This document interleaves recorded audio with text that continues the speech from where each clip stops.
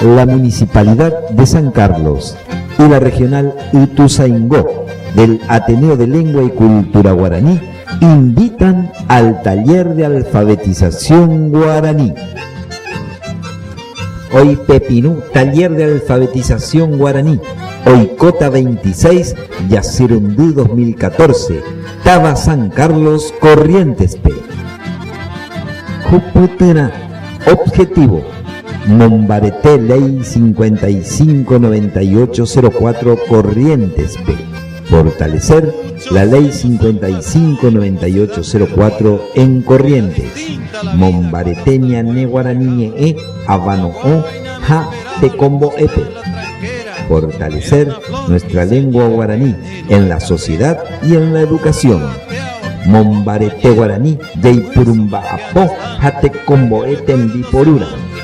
Fortalecer el guaraní para que se use en el trabajo y como herramienta para la educación.